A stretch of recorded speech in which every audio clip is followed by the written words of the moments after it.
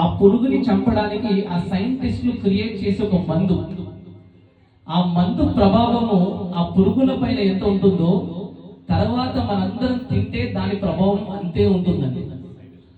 Side effects kidney problems రావచ్చు, రక్తంలో షుగర్లు, బీపీలు, థైరాయిడ్లు, రకరకాల ప్రాబ్లమ్స్ అండి, brain problems, nervous system problems, కళ్ళ జోడ్లు, చెవులు వినిగిపోవడాలు, ఇన్ని రకరకాల మోకాళ్ళ గుంజు అరిగిపోతుంది.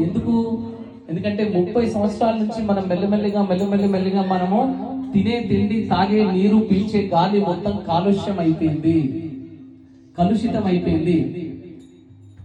అందుకు మళ్ళీ మన నెక్స్ట్ జనరేషన్ కి కనీసం తినే తిండి అయినా మనం కరెక్ట్ గా మంచిది అందియాలి అంటే చిన్న పనులు దయచేసి చేయండి.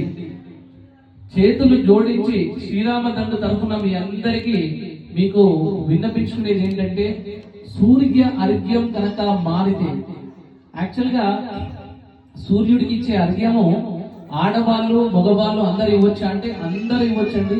చిన్న పిల్లలు ఇవ్వచ్చు, పెద్దవాళ్ళు ఇవ్వచ్చు. మీరు జస్ట్ యూట్యూబ్ లో ఒక్కసారి సూర్య అర్ఘ్యం కొడితే 5 minutes process, just 5 minutes process. ఈ ప్రాసెస్ ని పాటించిన వాళ్ళకి నెక్స్ట్ జనరేషన్ అంతా కూడా ఇంకా మరి ఘోరమైన పొజిషన్లకు వెళ్తుందని గుర్తుపెట్టుకోండి. దయచేసి సూర్య అర్ఘ్యము ఖచ్చితంగా ఇవ్వండి. గురువులందరూ మీకు చాగంటి కోటేశ్వరరావు గురువు గారు కానివ్వండి, సామవేదం శర్మ గురువు గారు కానివ్వండి, పత్తిపర్తి పద్మాకర్ గురువు గారు కానివ్వండి, మనకి నందూరి శ్రీ